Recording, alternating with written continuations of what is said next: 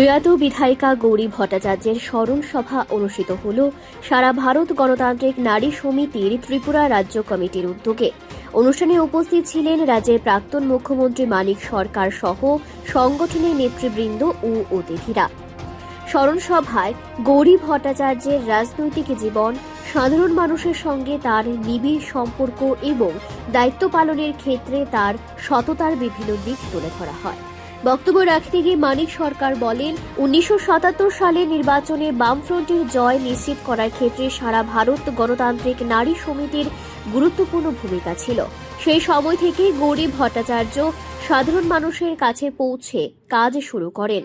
পঞ্চায়েতের ক্ষমতা তখন সীমিত হলেও গ্রাম পঞ্চায়েতের বিভিন্ন এলাকায় নিয়মিত ঘুরে দরিদ্র, নিম্নবিত্ত, পিছিয়ে পড়া মানুষ এবং সংখ্যালঘু সম্প্রদায়ের পাশে দাঁড়িয়েছিলেন তিনি।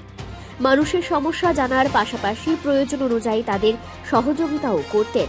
এই জনসংযোগের সূত্রেই সাধারণ মানুষের কাছে তিনি ধীরে ধীরে গৌরীদি নামে পরিচিত হয়ে ওঠেন। পরবর্তীতে 1977 সালের বিধানসভা নির্বাচনে বামফ্রন্টের প্রার্থী হিসেবে জয়ী হন গৌরী ভট্টাচার্য।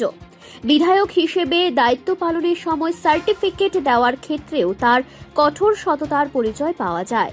বিশেষ করে ইনকাম সার্টিফিকেটের আবেদনে সম্পত্তি ও আয়ের তথ্য সঠিকভাবে দেওয়া হয়েছে কিনা তা যাচাই করেই তিনি স্বাক্ষর করতেন।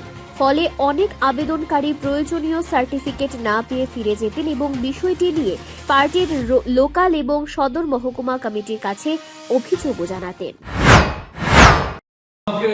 বিভিন্ন জায়গায় এই আস্তানা ঠিক করার ক্ষেত্রে পার্টির রাজ্য কেন্দ্রের সঙ্গে আমার দৈনন্দিন যোগাযোগ রক্ষা করার ক্ষেত্রে, পার্টির নির্দেশ আমার কাছে নিয়ে যাওয়ার ক্ষেত্রে বা আমার দিক থেকে পরামর্শ বা কিছু বক্তব্য প্রস্তাব এটা পার্টির নেতৃত্বের কাছে পৌঁছে দেওয়ার ক্ষেত্রে একজন নির্দিষ্ট কমরেড ছিলেন। তার নাম বলতে আমার কোনো আপত্তি নেই, সুনীল চক্রবর্তী। তাদের বাড়িতে আমরা ভাড়া ছিলাম, সেখান থেকে আমাকে আত্মগোপনে যেতে হয়েছে। আমার মা তখন স্বাস্থ্য দপ্তরে কাজ করতে চাকরি। সুনীল থেকেই দায়িত্ব ছিল এই গোপন আস্তানা খুঁজে খুঁজে বের করা। কিন্তু আগরতলা আস্তানা কোথায়? হাতে গোড়া 3টা 4টা 5টা, একটা বাড়িতে বেশি দিন থাকা যায় না। আর আমরা জেনারেলি একটা বেশি একটা বাড়িতে থাকতাম না, গ্রামের দিকে গেলে 2-3 দিন থাকতাম। এরকম একটা জায়গায় দাঁড়িয়ে হঠাৎ করে একদিন সুরজিৎ এসে বলছে, এখন তো কাছাকাছি আর কোথাও না, গরিবের বাড়িতে থাকার ব্যবস্থা হবে। আমি তখন তাকে জিজ্ঞেস করলাম, তুমি কি কথা বলেছ?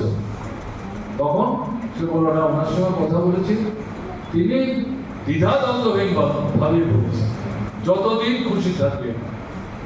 আমি তখন তাকে জিজ্ঞেস করলাম, তিনি যখন এই কথা বলছেন, দারোগা বাবু যে বাড়িতে আছে সেই বাড়িতে পুলিশ যেখানে আমাকে খুঁজছে, আমি যদি সেখানে আত্মগোপনে থাকি, দারোগা বাবু আপত্তি করবে না?